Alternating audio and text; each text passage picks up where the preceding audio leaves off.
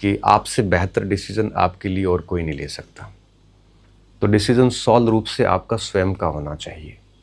तो आप खुद बिल्कुल भावनाओं में आए बिना न्यूट्रल रूप से, तटस्थ रूप से आत्मसमीक्षा, इंट्रोस्पेक्शन करके खुद सोचना कि मैं किस परीक्षा के लिए एलिजिबल हूँ और कौन सी परीक्षा की तैयारी मैं बढ़िया तरीके से कर सकता हूँ। आपका मन क्या कहता है? आपका मन कहता है कि मुझे राजस्थान प्रशासनिक सेवा की तैयारी करनी चाहिए, तो आप उसकी तरफ चले जाओ। आपका मन कर रहा है कि मुझे ईओआरओ की तैयारी करनी चाहिए, तो उसकी तरफ चले जाओ। आपका मन कह रहा है कि भाई सीईटी करके ग्राम सेवक, पुलिस, पटवारी जो भी है इनकी तैयारी करना चाहूँ तो वो कर लेनी चाहिए। आपका मन व्याख्याता, वरिष्ठ अध्यापक या अध्यापक की तरफ जाना चाहें तो उस तरफ चले जाइए, पर आपका मन जो कहता है वो काम करिए। अब हम मुझे कहोगे सर जब हमारे मन के ऊपर ही आपने छोड़ दी तो आप ये सेशन क्यों ले रहे हैं? तो मेरा जवाब ये है कि मैं यहाँ पे मेरी तरफ से कुछ बातें बता दूँ।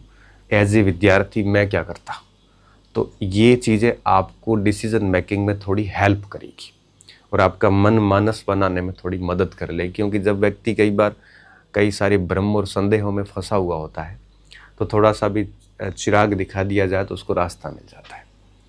और कहते हैं कि लिखने वाले और बोलने वाले से सुनने वाला ज़्यादा चतुर होना चाहिए, तब जाके वो चीज़ों को सही तरीके से समझ पाएगा। तो आप इस सत्र को अच्छे से सुनिए और उसके बाद में डिसीज़न ले लीजिए, 1-2 दिन टाइम लेके आराम से। डिसीज़न लेने से पहले मेरी कुछ बातें हैं जो मैं आपसे और करना चाहूँगा। 2026 चल रहा है और आपको अच्छे से पता है कि आगे 2028 में चुनाव है और चुनाव के साल में परीक्षाएं वगैरह जनरली होती नहीं है। सरकार नियुक्तियां वगैरह देती है, नई वैकेंसीज अक्सर नहीं आती है, लास्ट में आती है। 26 लगभग निकलने को है। तो मेरा ये मानना है कि 2027 के अंदर आपको सभी भर्तियां देखने को मिलेगी, व्याख्याता की भी, वरिष्ठ अध्यापक की भी, अध्यापक की भी, बाकी ग्राम सेवक, पटवारी, पुलिस ये तो आ ही रखी है, ईओआरओ वगैरह आ ही रखी, मतलब इनके शेड्यूल वगैरह भी जारी हो रखे हैं, ईओआरओ वगैरह सारी। तो इस समय बहुत सारी वैकेंसीज आएगी। 27 में आपको फर्स्ट ग्रेड, सेकंड का, थर्ड का, ईओआरओ का और आरएएस का, आपको एसआई चल ही रहा है और आरएमएसबी की बहुत सारी भर्तियां, ये सारी की सारी देखने को मिलेगी क्योंकि इन सबको ज्वाइनिंग देंगे 28 के अंदर। अक्सर होता है ऐसा कि चुनाव से पहले एक बार ये वैकेंसीज करवा के और ज्वाइनिंग दी जाती है ताकि सरकार का एक अच्छा रहे। तो अब आपको एक बात तो माइंड सेट में क्लियर कर लेनी है कि वैकेंसीज आएगी, अच्छी संख्या में आएगी। तो ये भ्रम बिल्कुल नहीं रहना चाहिए आपके दिमाग में। अब आप कहोगे सर कब आएगी, परीक्षाएं कब होगी? ये मुझे नहीं पता, ये इवन किसी को नहीं पता। आप तो यही मान के चलिए कि 6 महीने बाद कभी भी परीक्षा हो सकती है किसी की भी। ये बस ये हालांकि होगी नहीं, पर ये मान के चलना, इससे क्या है कि हमारी तैयारी को थोड़ा मोमेंटम मिलता है, डेडलाइन प्रेशर आता है। तो 6 महीने मान के चलोगे तो जनवरी मान लीजिए आप, तो आप मान के चलिए कि 27 में परीक्षाएं होगी। मेरा मन ये कहता है कि मैं जून जुलाई के बाद में इन सारी परीक्षाएं देखने को मिल सकती है, उससे पहले वैकेंसीज देखने को मिल सकती है। तो आपके पास मोटा मोटा ले दे के साल भर का समय है परीक्षा को लेके। तो 1 साल का समय है और मुझे ये लगता है कि अगर एक विद्यार्थी बिल्कुल टारगेटेड होके, टारगेट ओरिएंटेड होके एक ही परीक्षा को ढंग से तैयार करता है, अच्छी तरीके से बैठ के, ढंग से का मतलब ये होता है जिसमें पढ़ाई भी हो, जिसमें मल्टीपल टाइम रिवीजन भी हो और बहुत सारी प्रैक्टिस भी हो डेली बेसिस पे। अगर इस तरह से वो चलता है और बिल्कुल सिलेबस ओरिएंटेड, सारे सिलेबस को साथ में रखते हुए, तो वो विद्यार्थी 1 साल में अपना अच्छे खासा मुकाम हासिल कर सकता है। तो साल भर का समय पर्याप्त समय होता है, अच्छी वैकेंसी जाने वाली है और साल भर बाद आपको परीक्षाएं देखने को मिलेगी। अब बात यह है कि सर मैं किसकी तैयारी करूं? देखो मेरा क्या मानना है कि जब भी ऐसे डिसीजन लेते हैं तो हमें कुछ बिंदुओं का ध्यान रखना चाहिए।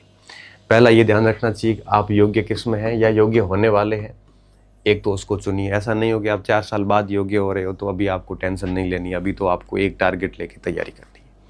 दूसरा देखिए कि किसका पाठ्यक्रम आपके अनुकूल है। पाठ्यक्रम देखो, ग्रेड मत देखना, ये ज़रूरी नहीं है कि फर्स्ट ग्रेड में सिलेक्शन मुश्किल होता है, थर्ड ग्रेड में आसान होता है, ऐसा बिल्कुल कोई नियम नहीं है। चयन लेने वाले फर्स्ट ग्रेड में भी इजीली ले लेते, चयन लेने वाले अध्यापक में भी इजीली ले लेते हैं, नहीं होने वालों का दोनों में ही नहीं होता है। ये पूर्ण रूप से आपके ऊपर निर्भर करता है कि आपकी पकड़ किस पे है। अब आपको विषय बिल्कुल नहीं आ रहा है, आपका इंटरेस्ट नहीं है, वहाँ आपने एमए कर रखी है, अब आप कह रहे हो मैं फर्स्ट ग्रेड कर लेता हूँ, तो थोड़ा मुश्किल काम होता है। तो सबसे पहले आप ये चेक करना कि पाठ्यक्रम 90% आपके फेवर का है कि नहीं। फेवर का होने का मतलब है कि जिस पाठ्यक्रम को पढ़ के आपको अच्छा लगता हो। तो सबसे पहला जब निर्णय लेते हो तो इस बात का हमेशा ख्याल रखो कि आपका पाठ्यक्रम आपके अनुकूल होना चाहिए। अब कुछ बच्चों को गणित, अंग्रेजी वगैरह कुछ भी नहीं आती, बिल्कुल ही नहीं आती, और वो वीडियो की, सीईटी की इनकी तैयारी करने लगेंगे तो थोड़ा मुश्किल हो जाएगा। टाइपिंग बिल्कुल नहीं आती, एलडीसी के मार्क्स अच्छे हैं तो 50 की स्पीड आने में आपको 6, 7, 8 महीने लग जाएंगे, तो वो भी काम के नहीं है, क्यों एलडीसी पे टाइम खराब कर रहे हो। किसी का फिजिकल बिल्कुल नहीं, ऐसा ही पास है, तो क्यों फिजिकल में माथामुड़ी कर रहे हो। मतलब आपको थोड़ा सा सेलेक्टिव होना पड़ेगा। आपको पता है कि आपका फिजिकल काम का नहीं है और आप कहीं न कहीं लैग कर रहे हैं, हालांकि 19-20 हो तो आप प्रैक्टिस करके ठीक कर सकते हो, लेकिन आपको बहुत अच्छे से पता है कि अपने से फिजिकल नहीं हो पाएगा, तो आप क्यों एसआई पे टाइम खराब कर रहे हो। आपको पता है कि आपको एलडीसी में बिल्कुल टाइपिंग नहीं आती, मार्क्स भले अच्छे हैं, बिल्कुल नहीं आती, तो 50 की स्पीड लाने में जोर आता है, तो क्यों आप वहाँ 3-4 महीने खराब कर रहे हो। तो आप ऐसी जगह अपना टाइम इन्वेस्ट करें जो आपके दायरे में हो। तो पाठ्यक्रम देख लो कि पाठ्यक्रम आपके अनुकूल है कि नहीं है। फिर ये देखिए कि आपने पूर्व में क्या किया है। अब मेरे पास कई बार स्टूडेंट आते सीधा पूछते सर मैं किसकी तैयारी करूं। तब मैं पूछता हूं बेटा योग्यताएं क्या है, कौन कौन सी परीक्षाओं की तैयारी की है पहले, कितने कितने मार्क्स से आप पीछे रहे हो। ये सब चीजें जानने के बाद ही मैं कुछ बता पाता हूं।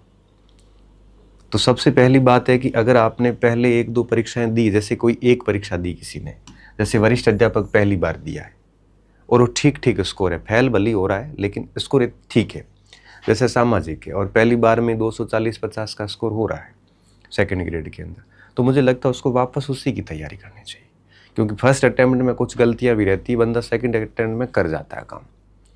अगर पहले अटेम्प्ट में बहुत क्लोज रहे है, पास रहे अच्छे स्कोर के साथ में, कट ऑफ से 20-30 नंबर भी अगर नीचे है, तो मुझे लगता है आपको उसी परीक्षा की वापस करनी चाहिए, क्योंकि आपका सिलेबस पढ़ा हुआ है, साल भर में उसको आप थोड़ा और बेहतर कर लोगे, उसकी छोटी मोटी कमियों को दूर कर लोगे, उसकी थोड़ी सी कोई अभ्यास वगैरह की कहीं गुंजाइश थी तो वो कर लोगे, कोई कंटेंट कम पढ़ा था, कोई सब्जेक्ट खराब हुआ था तो वो ठीक कर लोगे, परीक्षा हॉल में कोई त्रुटि रही थी तो वो ठीक कर लोगे। तो कहने का मतलब है कि अगर आपने एक अटेम्प्ट किसी का लिया है और अच्छे से लिया और आपको आनंद आया है, मार्क्स भले कम है उसमें, तो आप उसकी तरफ जाइए। मुझे ये लगता है किसी दूसरी परीक्षा की तरफ जाने की बजाय।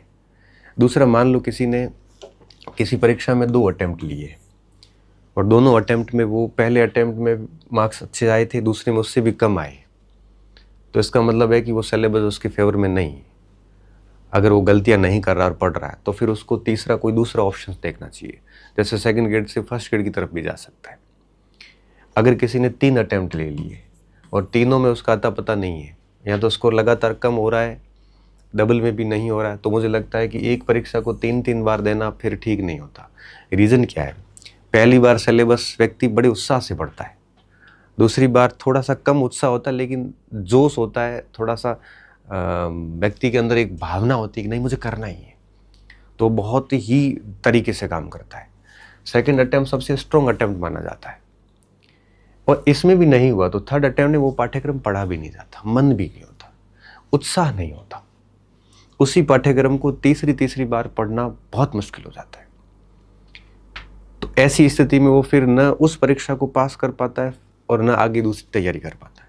तो मुझे लगता है कि जब ऐसी कंडीशन आ गई कि आपने 3 अटेम्प्ट ले लिए हैं फिर भी नहीं हुआ है, तो मुझे लगता है कि आपको टारगेट चेंज करना चाहिए। आप टाइम खराब कर रहे हैं, आपके वो सिलेबस अब पढ़ा नहीं जाएगा, इसलिए आपको चेंज करना चाहिए। आप फर्स्ट ग्रेड की तरफ चले जाइए। चेंज हमेशा मुझे लगता है अपर की ओर हो तो ज़्यादा बढ़िया रहता है। अध्यापक में नहीं हो रहा तो सेकंड ग्रेड की तरफ बढ़ चलो, सेकंड ग्रेड में नहीं हो रहा है तो फर्स्ट ग्रेड की तरफ बढ़ चलो 2-3 बार। हाँ, ये बात ज़रूर है, तैयारी बढ़ने के बाद अगर नहीं हो रहा तो ऐसा नहीं होगा पढ़ ही नहीं रहे हो, पढ़ोगे नहीं तो फिर किसी में नहीं होगा, सीधी सीधी बात है। अगर आप हाँ अच्छे से मेहनत कर रहे हो उसके बाद में भी आप लैग कर रहे हो कहीं, तो मुझे लगता है वो सिलेबस आपके फेवर में नहीं है।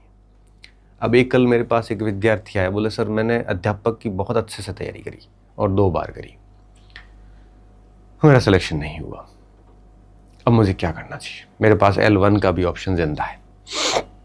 मैंने सीधी ये एक बात कही, मैंने कहा बेटा देख, अब तूने 2-3 बार अच्छे से पढ़ लिया, अब वो सिलेबस ऐसा है जिसको आप है वो 1-2 महीने में अच्छे से रिवीजन कर सकते हो। तो क्या? हाँ मैं कर सकता हूँ सर। अब वो 1-2 महीने में 2-3 महीने का सिलेबस है, उसके लिए आप 1 साल भर क्यों बिगाड़ रहे हो आगे का? क्योंकि परीक्षा को तो साल भर बाद में होगी। तो मुझे लगता है आपको फर्स्ट ग्रेड या किसी और की प्रिपरेशन शुरू कर देनी चाहिए, अगर आप एलिजिबल हो तो। आप फर्स्ट ग्रेड की करिए, बढ़िया ढंग से करिए। पहले फर्स्ट ग्रेड का मान लो एग्जाम हो जाता है तो उसके बाद 3-4 महीने मिलेंगे, उस समय आप L1 दे देना, क्योंकि मोटा मोटा सिलेबस नज़दीक होता है। ऐसा होता ही नहीं है कि बिल्कुल सबके सब अलग है। अब जैसे किसी की हिंदी है, फर्स्ट ग्रेड की तैयारी करिए तो मोटा मोटा सेकंड ग्रेड में भी वो काफ़ी कुछ चीज़ें कर लेता है, और अध्यापक में केवल ग्रामर ही पढ़नी पड़ती है, तो वो सारा ही एक साथ कवर हो जाता है। यही बात मैथ के साथ, यही बात साइंस के साथ, यही बात संस्कृत के साथ। थोड़ा SST में अलग रहता है। SST का विद्यार्थी सेकंड ग्रेड की कर रहा है तो L2 साथ में कर सकता है, लेकिन फर्स्ट ग्रेड के लिए दिक्कत आती है।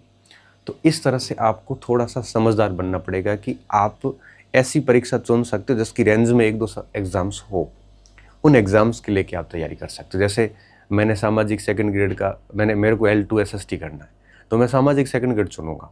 क्यों? क्योंकि SST अगर सेकंड ग्रेड करूंगा तो L2 पूरा मेरे दायरे में आ जाएगा, तो इन दोनों पे मैं ढंग से लग जाऊंगा।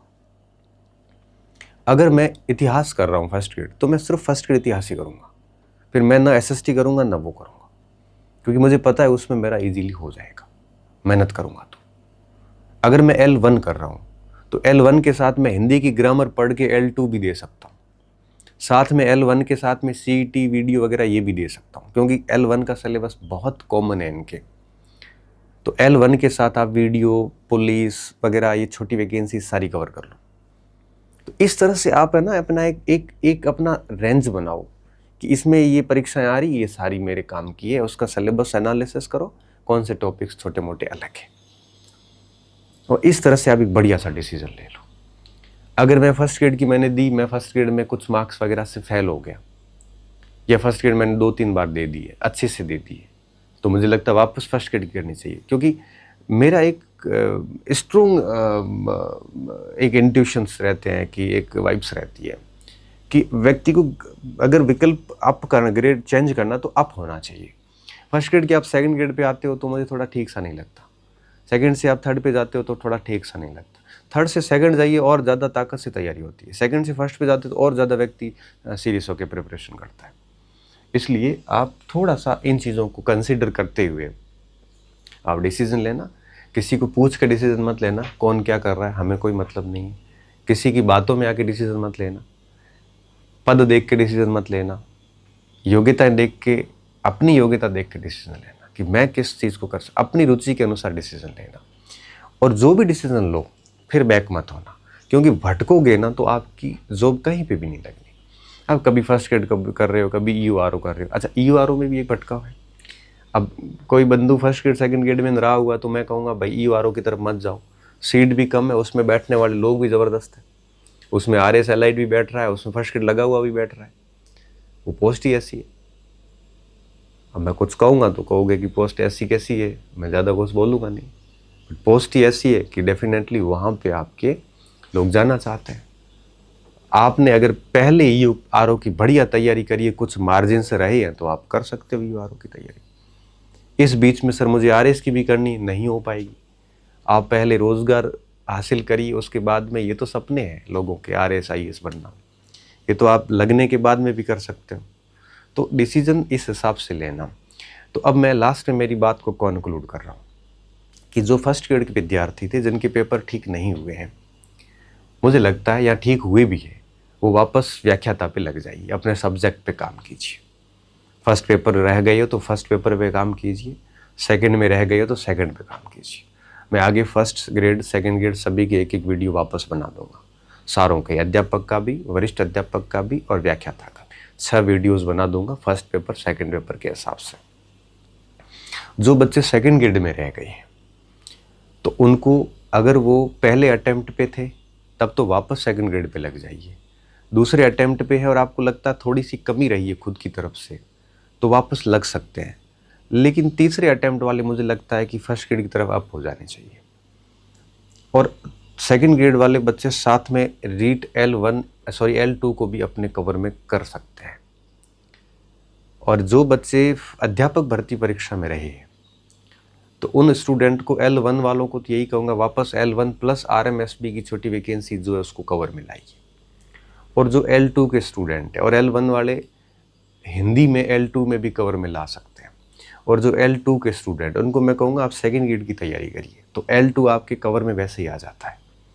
तो इस तरह से आप एक साथ 2-3 वैकेंसी को जो उसके रेंज में है सिलेबस की, उसको टारगेट करते हुए बढ़िया से प्लान करिए आज, और अच्छे से अब आगे मैं 4-5 वीडियोस बनाऊंगा जिसमें कंटेंट और उन चीज़ों को लेके हर भर्ती के लिए, तो उसके अनुसार आप अपनी तैयारी शुरू कर दो, साल भर के लिए समर्पित कर दो खुद को। जो जो कुछ हमारे में प्रॉब्लम्स रही है, कुछ कमियां रही हैं, उन चीज़ों को ठीक करो और साल भर एक बार और अच्छे से दे दो। फिर भी अगर नई चीज़ें होती हैं तब आगे की बात आगे सोचेंगे। तो साल भर का समय है, बढ़िया समय है, अच्छी वैकेंसीज आएगी, अच्छा डिसीजन लीजिए। जो बातें हो चुकी हैं उस बातों को हम बदल नहीं सकते, लेकिन आगे के समय को हम अच्छे से यूटिलाइज करके और नेक्स्ट परिणाम को हम पॉजिटिव वे में कन्वर्ट कर सकते हैं। कोई लेट नहीं हुआ है। आपको लग रहा है कि 26 के पेपर खराब हो गए, तो 27-28 कोई लेट नहीं है, एक कल आ जाएंगे। ये सारा समय बहुत जल्दी बीतता है, तो उसको सोच के आपको ऐसा नहीं सोचना है बुढ़ा हो रहा हूँ, लेट हो रहा हूँ। लेक्चर बनते हो किसी भी एज में, मतलब ये समझ लीजिए कि अगर 25 के बनो या 30 के बनो, लेक्चर ही तो बन रहे हो, और इसको आखिरी अटेम्प्ट मान के तैयारी कर लो। और एक लाइन में मैं अगर बोलूँ ना कि सर कैसे पढ़ो, तो मैं सिर्फ एक ही लाइन कहूँगा कि आखिरी बार परीक्षा दे रहा हूँ, ये सोच के पढ़ लो, ये समझ के पढ़ लो कि मेरा लास्ट अटेम्प्ट है। फिर पढ़ाई भी उस हिसाब से करना कि 1 मिनट भी आप कहीं पर भी बर्बाद नहीं करो, रात दिन एक कर लेना, और साल भर बढ़िया मेहनत कर लो। कहीं पे भी होता है तो ठीक है, जो नियत थी को मंजूर। ठीक है, उम्मीद कर रहा हूँ ये सेशन आपको निर्णय निर्माण में सहयोग करेगा, सहायता करेगा। आप खूब पढ़िए। बहुत बहुत शुभकामनाएं आपको कि आप वापस से एक बार गियर अप होने जा रहे हैं। तो मैं मेरी बात को यहीं समाप्त करता हूँ। बहुत बहुत धन्यवाद विद्यार्थियों। अच्छे रहिए, मस्त रहिए और पढ़ते रहिए।